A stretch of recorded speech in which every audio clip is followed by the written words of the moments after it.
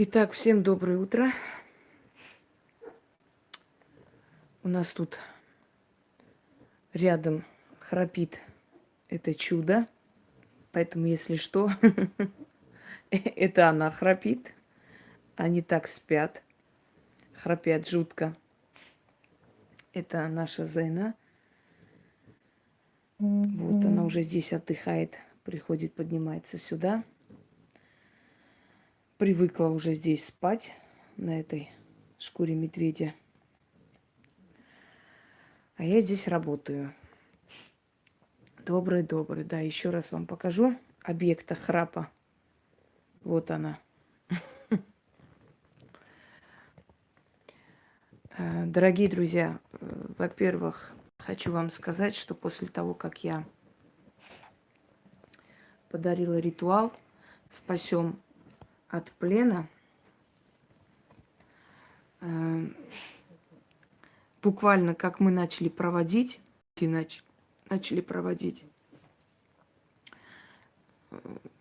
можно сказать, на следующий день уже президент России распределился, чтобы начали искать пленных с помощью Красного Креста, миротворцев, и выделил для этого 2 миллиона евро. К нашему стыду эти деньги должны были быть выделены государством Армении, но поскольку в Армении сейчас нет вообще власти, нет государства, это реально нет, так просто на бумаге сохраняется, а на самом деле там уже настолько все трагично и настолько все запущено, что просто нет слов. Вот нету государства, понимаете? Поэтому, естественно, мы благодарны, что Путин занялся этим вопросом, услышал такие просьбы родителей. И некоторые начали лить там яд свой, говоря о том, что, ну, конечно, армянам-то помогают, а что вот мы там живем трудно, а вот армян, пожалуйста, деньги выделили, их пленным помогают. Вы знаете, я хочу вам сказать, приберегите свой яд и подавите своим ядом сами. Путин не тот человек, который будет делать что-либо заради Христа.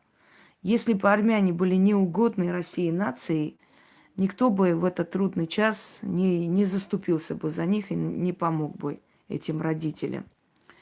Позвольте, я вам напомню, сколько армяне вообще, какой вклад внесли в культуру, в медицину, в науку России. Первые именно гимназии, потом университеты, созданные армянами. Например, Лазаревская гимназия. Сколько армян служило и служат в вооруженных силах России, и сколько побед было одержано армянскими военачальниками, офицерством.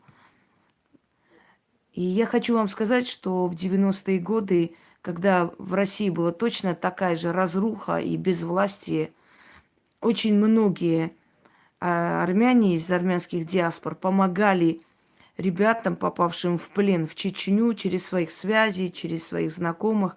Кто-то даже собирал деньги и выручали.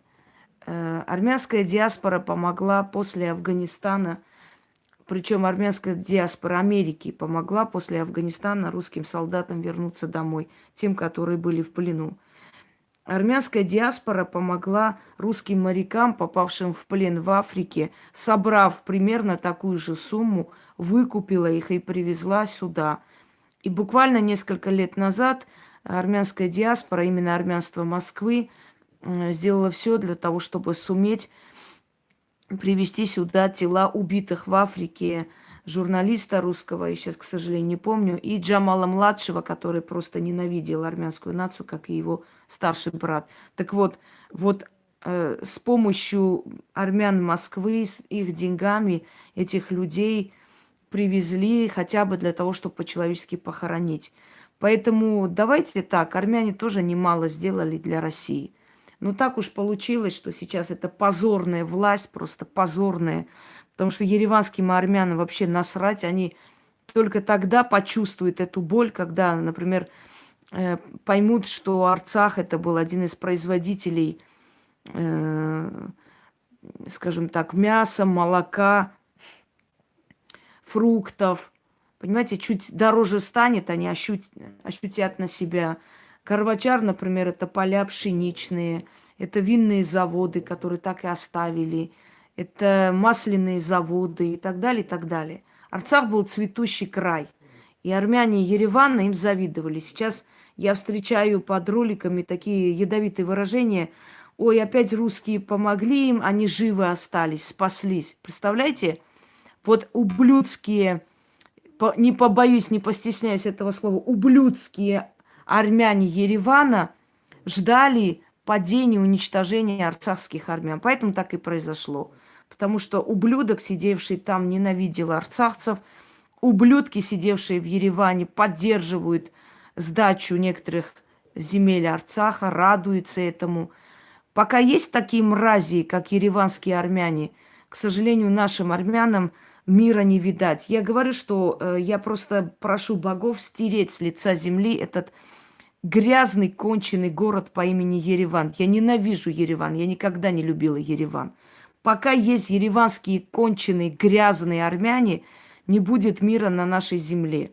Им абсолютно все равно, что все армянство мира просто стыдится их поступка. Они так спокойно живут дальше и так спокойно говорят о том, что диаспора должна и обязана, вот диаспора снова отправить денег. Диаспора ничего вам отправлять не будет. Подыхайте и сдохните. Вы эту диаспору так унизили, твари, эгоистичные мрази. Вы на секунду подумали о тех армянах, которым будет просто стыдно сейчас за вас, из-за вашего предательского поступка, из-за того, что вы этого ублюдка до сих пор поддерживаете.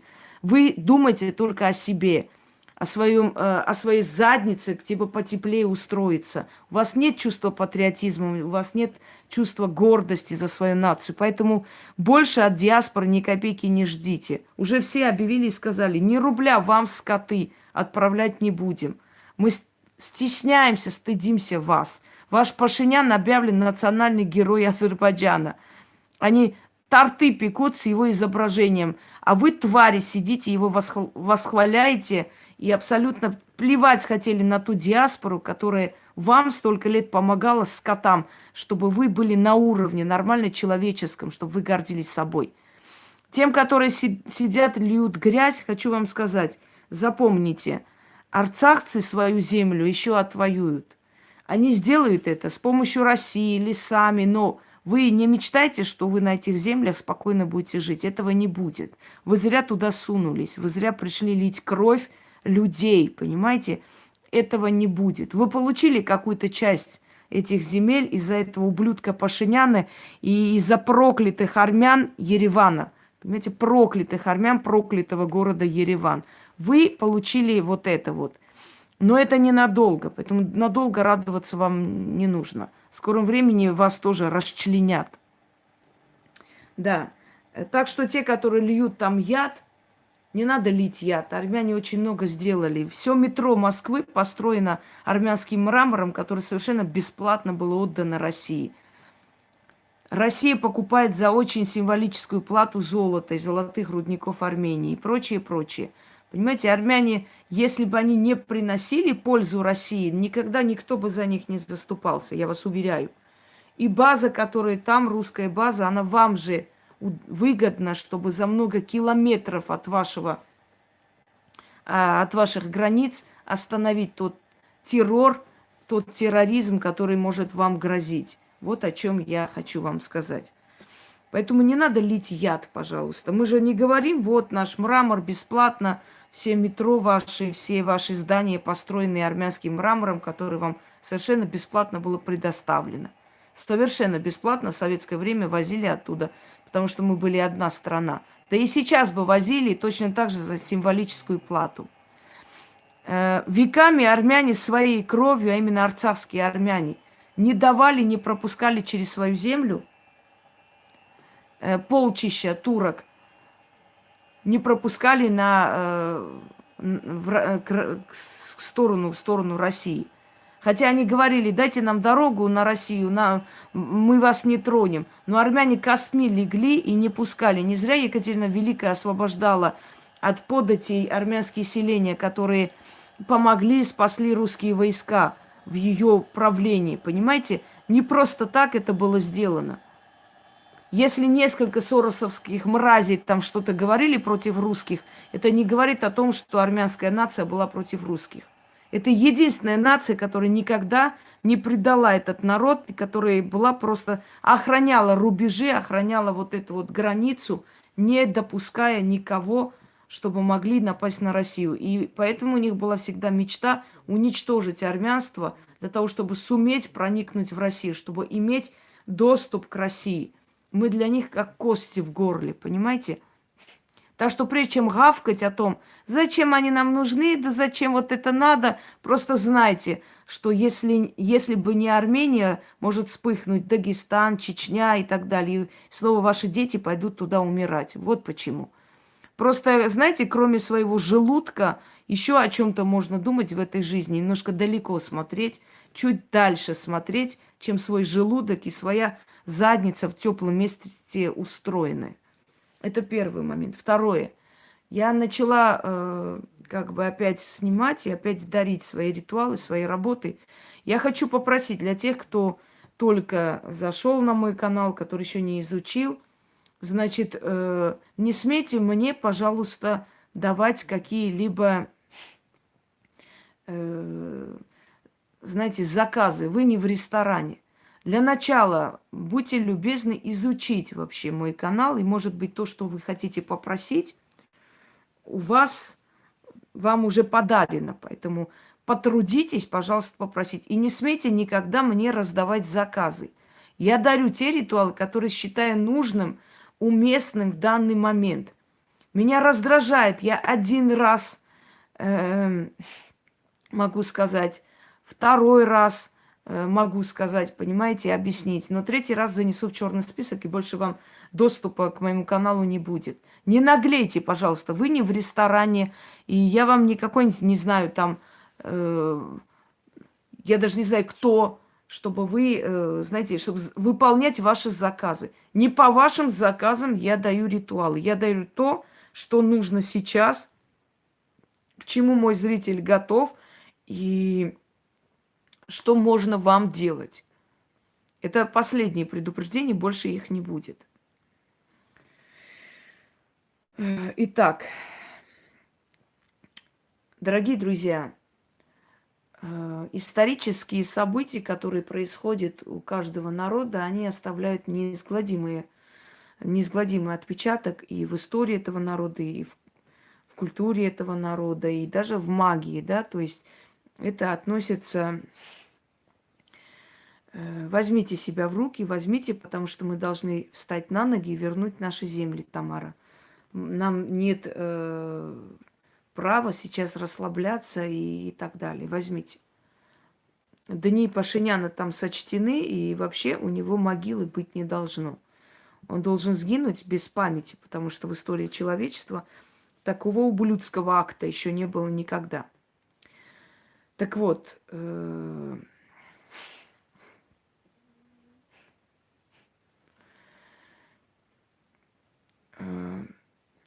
знаете, давайте не будем говорить о том, что плевать на народ или не плевать на народ. У нас рядом живут старики. Они держат коз, продают молоко, живут этим. Я знаю очень много здоровых мужиков, живущих на Руси, которые кроме как пьянствовать, кроме как буянить, больше ни хера не умеют и не хотят. Я вам могу привести тысячи примеров, когда я людей устраивала на работу. Помогала, у меня много знакомых, просила, говорила, звонила, люди устраивали их на работу. Через некоторое время слышу, напился, на работу не вышел. Или там просто загулял, или не захотел. Понимаете, давайте не будем. Я понимаю, да, очень много разрухи, но если бы у вас была такая разруха, как в Армении, вообще не знаю, что бы вы сказали. Люди сами себе предоставленные как-нибудь выживают, потому что нет, просто нету власти, нет государства, нет ни хера. То, что здесь там очень много проблем, я согласна, но есть очень много таких моментов, знаете, когда люди сами ни черта делать не хотят. Ничем заняться не хотят. Абсолютно. Это тоже имеется, понимаете? Как-никак эта страна вообще уже разваливалась при Ельцине. Сейчас поднимается. Все равно будет мало. Я знаю людей, которые понабрали у всех банков долги. А потом им пришли и сказали, что в течение полтора года вы должны освободить квартиру. У них было 3 детей. Они за 1,5 года еще одного родили. Зачем? Спрашивается. Потом приходят, вот, помогите, многодетная семья. Они купили 5-комнатную квартиру, 5 комнат. Потратили, то есть взяли в кредит там 20 миллионов, что ли. Да, у него была хорошая работа, и он мог на себя рассчитывать. Но потом его работа, как бы, он лишился этой работы. Замечательно, но ему дали срок 1,5 года. Ты взял у банков, ты должен их отдать. У нас, знаете, как получается? Вот банки зарабатывают. Да, зарабатывают, это их способ зарабатывания, а ты не бери. Вот они так зарабатывают, вот так вот. Вот он взял и просто перестал платить. Вы понимаете, что вы говорите, вот банки там это, а вы понимаете, откуда банки вообще дают? Знаете, ждете, подождете. Когда нужно будет, я сниму этот ролик. Не надо мне напоминать. Эти банки берут деньги наши, дорогие друзья, наши берут деньги и отдают вам кредит. Это наши общие деньги. С наших карт, с наших счетов эти деньги, с наших налогов, в конце концов, которые тоже крутятся там. Они берут эти деньги и вам дают в кредит. А вы просто берете и говорите, я не буду отдавать. Вот объясните мне, почему человек, который взял в кредит, да, там машину, отдает, добросовестно платит, а ты говоришь, а я не хочу отдавать. Вот так и не хочу и не буду. Ну и как вообще понимать? То есть кто хочет отдать, тот отдает, кто не хочет, ну ладно, что делать? Вы понимаете, что прежде чем брать такое, вы должны рассчитывать на себя. Я знаю людей, которые брали 50-60 тысяч, вот эти малые кредиты. Для чего? День рождения справлять, Новый год справлять. Справили, погуляли, а потом прячутся от этих банков и говорят, вот наша страна, там люди бедные, несчастные, банки терроризируют и так далее. Не всегда человек такой святой и невинный. 1 из миллиона случаев, что действительно там подставили, что-то сделали с человеком. Не всегда. Человек взяла, заключила договор, продала дом. Да, продала дом, приходит баба и говорит, ой, я деньги сейчас не взяла, вы подпишите, пожалуйста, что вы деньги взяли. Сейчас вот я бумагу возьму, отвезу, там надо чего-то там уже заверить, времени нету. И я вот к вечеру вам занесу. Вот она взяла, подписала бумагу, что, значит, да идите вы нахер уже, заколебались со своими этими. Здесь не время, место, не книга жалоб. Идите, жалуйтесь там. И вот она подписывает документ, где сказано, что она деньги взяла, квартиру продала. Все. Та взяла и свалила.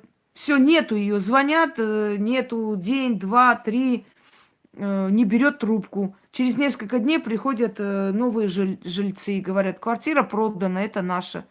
Вот она во все суды. Понимаю, мошенничество, скотство. Но кто виноват? Ты же ж виновата. У тебя же мозгов нету. Тебе говорят, подпишись, что ты деньги получила, я сейчас быстренько через 2 часа тебе занесу. Ты берешь и подписываешь. А потом говоришь, вот государство такое. И судья сказала, я ничего, к сожалению, делать не могу. Я понимаю, что это мошенничество, но вы сами подписали. Что я могу сделать? Я ничего не смогу сделать. Все. Понимаете, во многих случаях люди сами виноваты в этом. Сами виноваты в этом. Я понимаю, попадаем в трудные ситуации, я все понимаю, лишаются работы и так далее. Но тогда надо просто, я знаю людей, знаете, скольких людей я выручала, просто из тюрьмы вытаскивала, можно сказать, когда они связывались со всякими офшорными предприятиями, со всякими сомнительными, непонятными биржами, зарабатыванием денег. Вот они там собирали своих родственников, еще с кого-нибудь деньги, якобы сейчас они приумножатся, вот эти вот МММ. И потом вот их, естественно, их кидали, они попадались, и все это на них списывалось, и открывали на них уголовные дела. Вот они приходят, ой, что делать, как делать? Я говорю, вы понимаете, что вы должны мозгами думать, вот куда вы лезете вообще? Никого не видели, никогда не знаете этих людей. Вы на их счета деньги отправляете, чтобы они вам 10 раз больше отправили через 5 дней. Ну задумайтесь, с чего должны это делать? Почему?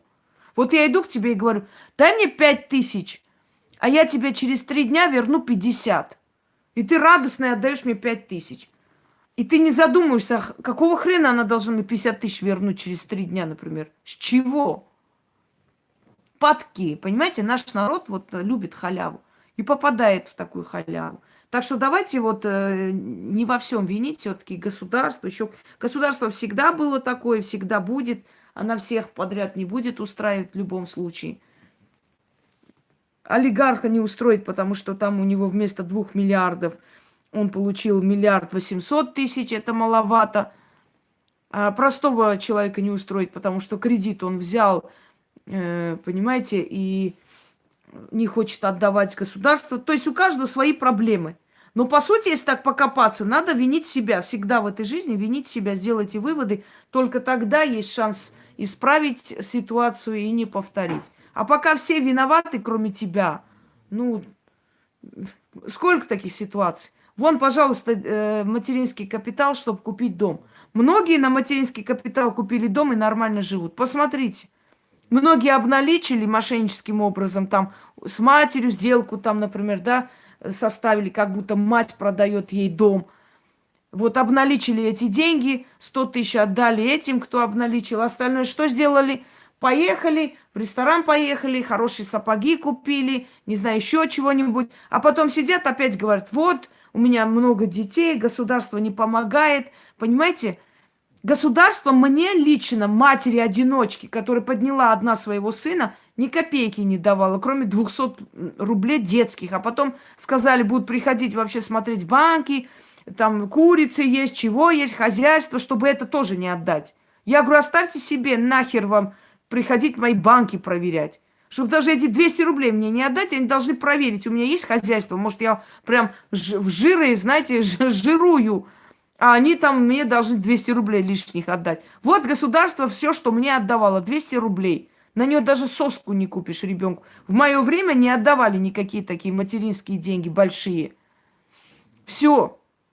А тем, которые, извините, пьют, валяются, нарожают там 20 детей инвалидов, государство дает деньги, материнский капитал, можно дом купить. И это то, понимаете? Вот они купили один дом, просрали этот дом, он уже кривой, этот дом, все. Потому что не ухаживают, потому что не строят, ничего не делают. Или обналичили эти деньги, прогуляли, опять приходят, вот государство не помогает, такое-сякое, и все такое.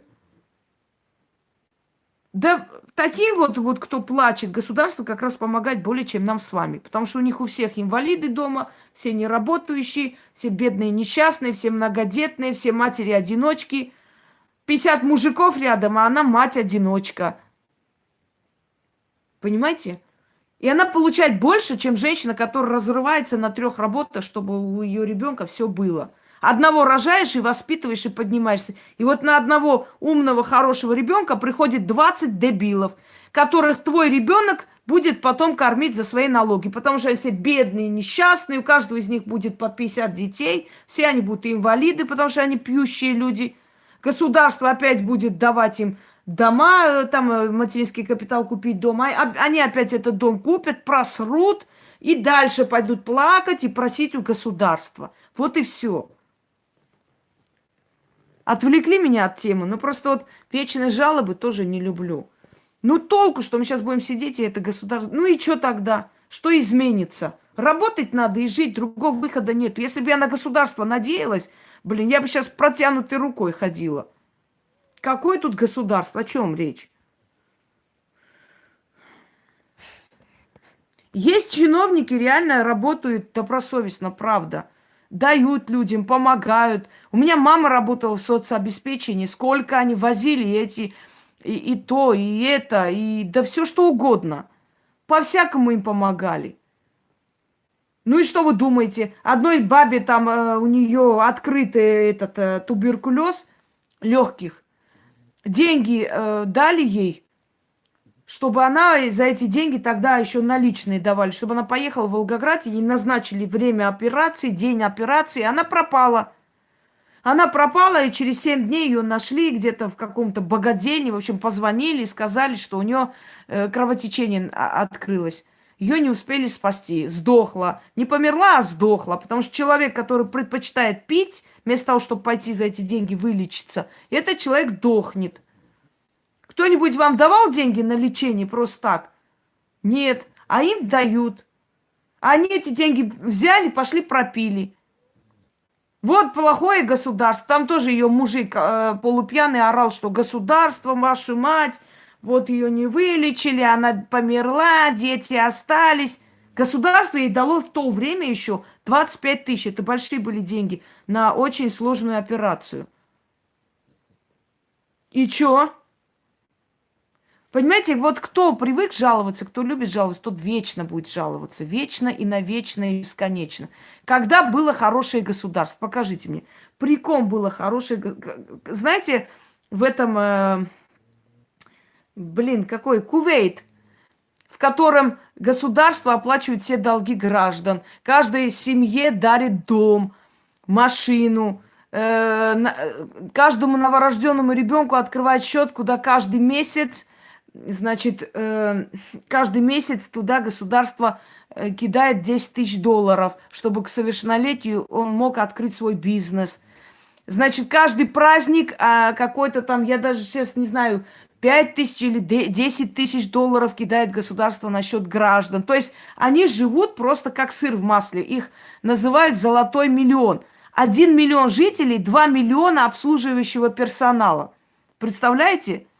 Там даже сейчас арабы что создают? Когда-то арабы были поэты, математики и так далее, да? А сейчас арабы что-нибудь создают? Нет. Сейчас жирные арабы, 20 прислуги, значит, вот один сумку несет, другой опахалом машет, не знаю чего. Да даже умудряется в Кувейте писать жалобы на своего эмира. Даже там они умудряются сказать, что их чего-то не устраивает. Он, бедный, уже так устал, что за это уже срок полагается, если на него жалуются. Представляете? Поэтому человек, он будет вечно недовольный. Вечно недовольный. Вот у нее там 3 детей, дали денег, а она пошла, купила дом на материнский капитал. Пришла, помогите, вот это, то. Идут, смотрят, говорят, а почему в доме в этом не живешь? Да вот газа нет, света вот это не провели, то не сделали, все просрали, все, дом уже разваливается. Да потому что на халяву они за это, понимаете, они за это, как вам сказать, ну не работали они, не потели. Легко и просто, купили на халяву, взяли 500 000, пошли, купили дом. И не живут там, и чихать на этот дом. Потом снова помогите, потом еще раз помогите. Я вам говорю, наши разумные дети, вот знаете, такое ощущение, как прям аж стыдно становится, что ты родила нормального парня, здорового, что ты не пила, не валялась под заборами и родила здорового ребенка. А тут все они больные, несчастные, они настоящие матери, а ты-то кто вообще? Вон настоящая мать, вот лежит, лежачего там она ухаживает, вот прям героиня. Пожалуйста. Вот прямо героиня, понимаете? А ты-то чё? И вот наши нормальные дети лет через 10, 15, 20, смотря у кого сколько лет, будут работать и платить налоги и содержать их детей. Вот так получается, что на одного нормального ребенка рождается 20 дебилов. Не постесняйся этого слова. Криминальных, 20 уличных собак. А почему? Да потому что мы плодим иждивенцев. Вот как раз слишком мягкая политика к ним, а не наоборот. Слишком мягкая к ним политика. Все они бедные, несчастные, все они инвалиды. Да не пей, твою мать, не пей, не будет у тебя ребенок инвалид. Знаете, стоят мрази беременные, шлюхи с этим ягуаром, а потом родится и начнут по соцсетям. Помогите Максимке на операцию, помогите там Ванечке на операцию, вот родился без одной почки. А почему? Да потому что маманя мразота стоит там с пивом, с отверткой, еще с какой-то гадостью и пьет спокойненько. Ей посрать. А потом, эй, государство, люди, давайте, помогайте мне. Как мне одна сказала, ой, вот у нее 11 детей, дом разваливается, 11 раз рожает человек. И опять беременна. Я говорю, Люда, ну зачем тебе это? Вот просто вот вопрос. Ну, ой, грех, не могу избавиться. Ладно, грех. Ну, эти контрацептивы есть, твою мать, таблетки есть, пей, в конце концов. Ну, понятно. У нас-то, вы-то нас не поймете, у нас-то нехватка хлеба даже бывает. Я говорю, зато, блин, нехватка ебли у тебя нету. Вот это у тебя очень даже все хорошо с этим. Вывели меня реально. Нехватка хлеба даже у нас есть. А нехватка траха у тебя есть или нету? Или с этим все в порядке? Как мне тетка говорила, у меня хороший рецепт от этого. Ложитесь, блядь, на полу спать, раз уж нехватка хлеба у вас. Реально достали. Все, отвлеклись от этой темы нафиг. Нехватка у них. На голодный желудок трахаются, и ничего, нормально так.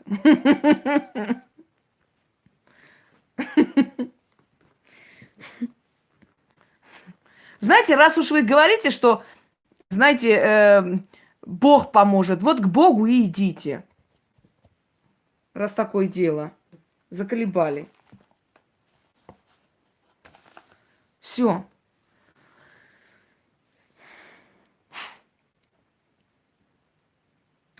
Итак, друзья мои, травля, преследование на работе, в коллективе, соседи. Вообще очень много, я как-нибудь сниму, может, сегодня будет время, я сниму именно вот ритуалы от соседей, лютых соседей. Там такие вещи вообще. И еще есть у нас Фидул, каратель, тоже очень помогает, хочу вам сказать. Вот я о том, что история, она накладывает вот свой отпечаток и в культуре, и в этносе, и в магии. Например, вот после завоевания Руси, да, и после освобождения во многих ритуалах, именно русских древних ритуалах, появились подобные термины, как, например, как ханы там такие-то сяки и были побеждены, так, чтобы были побеждены мои враги. Как русский князь светлый, там такой-то там Дмитрий победил такого-то хана, так, чтобы я смогла победить своих-то врагов. Сколько дружины тут ходило, и сколько ног коней здесь ступало, чтобы столько денег было в мой кошель. То есть одно с другим связывали именно исторические события. А магия, мы знаем, что, я уже еще раз повторюсь, сюрреализм, да? Реальность, которую мы создаем в голове, а потом это, скажем так, переносим на нашу жизнь, нашу другую реальность, в которой мы живем. Вот на основе вот этой традиции историческое событие одно с другим связывать, я создала этот ритуал, и называется Карахан, что в переводе означает черный хан. Черный хан, Карахан. Вообще караханами называли всех ханов в то время, завоевателей, потому что они были чернявые, темные, то есть южане, южная нация, да, кочевая нация. Ну, естественно, с этим связывалось, как бы, их, называли их, описывали, описание. Итак, еще раз хочу вам показать, кто здесь храпит, чтобы вы не думали, что это я храплю. Она уже здесь спит, потому что ей тут спокойно. Я работаю, она идет здесь ложиться на этого медведя и храпит. Ушки уже, блин, поднимаются. В общем, уже большая, видите, они быстро растут очень. Очень умная, очень ласковая девочка, правда, очень много играется и храпит. Они храпят. Они храпуны. Так что если будет храпеть или еще чего-нибудь, какое-нибудь неприятное состояние, ента не я. Итак, вам для этого нужна нить, потому что как бы символ запутанности. Вот запутали вас, понимаете, укутали, окутали, там путают во все эти сети сплетен и всего-всего. Поэтому вам нужна будет нить. Любая, это конопляная нить, можно просто нитку взять. Ну, желательно, естественно, не цветную. Ну, такую обычную хозяйственную нить или обычную черную нитку. Берете, значит, мотаете на руку, правой рукой на левую руку. Вот таким вот образом. И читайте заговор. Читайте 6 раз. Даже если нитка у вас закончилась, это не имеет никакого значения. Вы читаете просто, пока эта нить есть. Потом нужно сжечь. Сейчас, секунду, пока обратно сделаю. Значит, нужно эту нитку сжечь. Подождать, пока эти свечи догорят. Потом отнести, взять 4 монеты, эти свечи. И вот эту вот, то есть золу, все, что останется от нити, вынести в маленьком каком-нибудь платке или в лоскуте там ткани, не имеет значения какой, вынести и нужно оставить на перекрестке. Кинуть 4 монеты и сказать: откупаюсь. Можно лесной перекресток. Здесь перекресток обязательно нужен, если вы хотите, чтобы сразу пошел удар. И через некоторое время ваши враги в коллективе передерутся. Если вы торгуете и вы чувствуете, что глазят ваш товар, и все время какие-то препятствия, может быть, там проверки какие-то специально устраивают, неважно. Эти люди заболеют, могут не выйти на работу некоторое время, а потом полностью от вас отстанут. То есть люди, которые против вас, у них ничего не получится. Да, медведя она победила точно. Она и меня победила. Она столько раз поднималась, спускалась, упорная. Я ее выгоняла отсюда, а все равно потом говорю: ну ладно уж. И начала она здесь спать. Вот она поднимается, садится, пока я делами занимаюсь, она здесь храпит. Потом чувствует, что я ушла вниз. Ой, руку обожгла аж. Черт. Чувствует, что я вниз пошла, просыпается, идет вниз. Я наверх, она наверх. Вот так. Пусть я вначале сильно нервничал, но сейчас привык. Да, все слышит, они очень чутко спят. Стоит какое-нибудь движение не в ту сторону, и тут же просыпаются. Итак,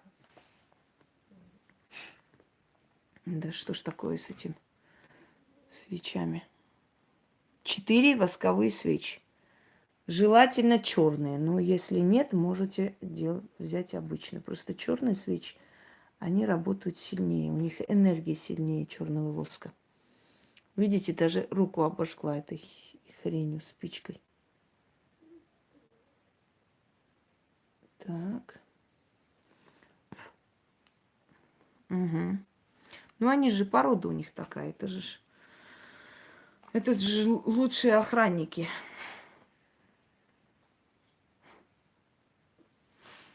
Да, тоже ругаются, да, я знаю. Мол, не можешь в одном месте усидеться, заколебала ходить.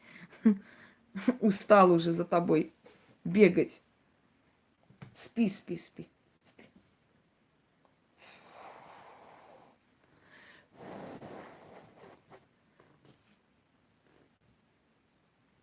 Так. Начнем. Ой. Я надеюсь, все помнят, да, от чего это и каким образом это делается и для чего. Уже объяснила. Нет, не дерутся, она девочка. Пусть уже огрызается, когда она свои вкусняшки за секунду уничтожает и бежит Пусина отбирать. Тогда у Пуси начинается истерика. Но ничего, это на время. Все, начнем.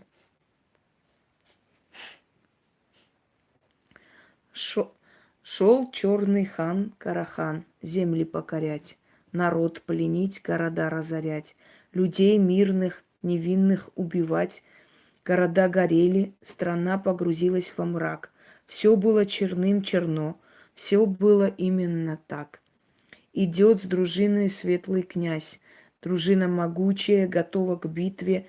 Изгнал светлый князь хана Карахана, черного, жестокого, беспощадного. Ушел тот хан восвояси, города отстроили. Народ вернулся, Русь живет и здравствует, и судьбу благодарит. Как тот черный хан Карахан на Русь напал, так и беда на меня напала. Меня терзала, меня пленила, меня мучила, силы отнимала. Но я позвала великую древнюю силу. Я говорю, приди, князь светлый, вытесни, уничтожь хана черного, порчу насланную или зависть людскую, или посылы злые. Освободит меня светлый князь от черного хана, чернота и скверна в ярой пламени сгорят, испепелятся, и душа моя, и судьба моя от зла освободится. Заклинаю. Еще раз читаю. Читать нужно 6 раз и сжечь. Если есть нужда, можно несколько раз в месяц сделать, но обычно с первого раза уже в коллективе, везде от тебя отстают и больше, скажем так, больше к тебе не пристают. Не поняла, что если хотят сократить, давайте, Альбина, не будете задавать тупые вопросы. Все. Я сказала, для чего он помогает. Закрыли тему.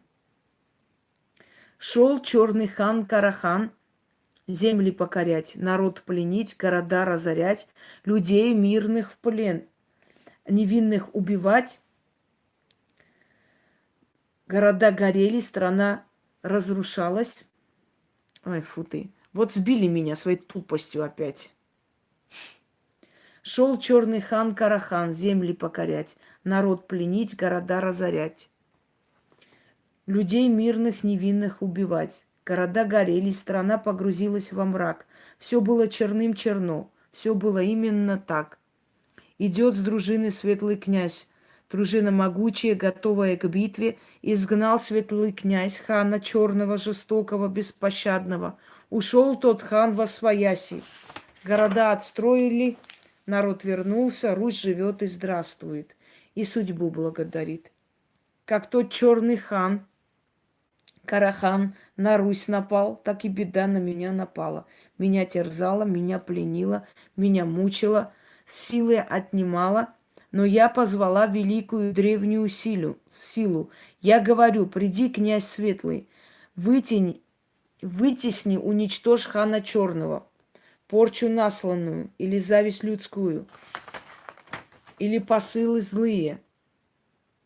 Освободи меня, светлый князь, от черного хана. Чернота и скверна в ярой пламени сгорят, испепелятся и душа моя, и судьба моя от зла освободится. Заклинаю. И еще раз. Шел черный хан Карахан земли покорять, народ пленить, города разорять, людей мирных, невинных убивать. Города горели, страна погрузилась во мрак. Все было черным черно, все было именно так. Идет с дружиной светлый князь, дружина могучая, готовая к битве. Изгнал светлый князь хана черного, жестокого, беспощадного. Ушел тот хан восвояси. Города отстроили, народ вернулся, Русь живет и здравствует, и судьбу благодарит. Как тот черный хан Карахан на Русь напал, так и беда на меня напала, меня терзала, меня пленила, меня мучила, силы отнимала. Но я позвала великую древнюю силу. Я говорю, приди, князь светлый, вытесни, уничтожь хана черного, порчу насланную, или зависть людскую, или посылы злые. Освободить меня, светлый князь, от черного хана. Чернота и скверна в ярой пламени сгорят, испепелятся, а душа моя и судьба моя от зла освободится. Заклинаю. Вот 6 раз прочитали, потом над пламенем свечи. Если не горит, можно спичками сжечь, чтобы дотла сгорело.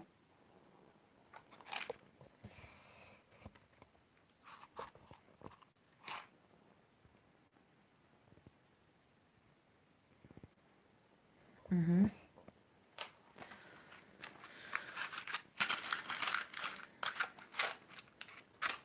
Потом берете лоскут какой-нибудь ткани или платок, можно старую вещь. Ждете, пока догорят свечи. Ну, останется чуть-чуть, огарки забираете вместе с этим, что осталось. Крест-накрест или как хотите, завяжите в узелок, отнесите. Можно там, где лесной перекресток, можно обычный перекресток. Оставляете со словами. Да, кидайте через левое плечо 4 монеты и говорите, откупаюсь. И за короткое время люди, которые вас облаивают, собственно говоря, или отстанут от вас, или то, что они делают, не будет иметь никакого эффекта. То есть вы останавливаете травлю против себя. Это уже из той области магии, где используются, знаете, исторические догматы, исторические факты. То есть вот как это было правда, так и вот это будет правдой. Да. Давайте-ка еще раз до конца добьем эту ситуацию и пойдем дальше. Потому что работ сегодня много интересных предстоит.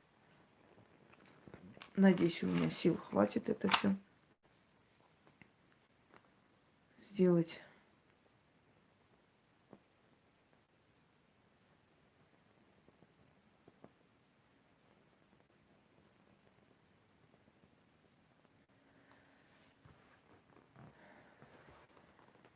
Угу.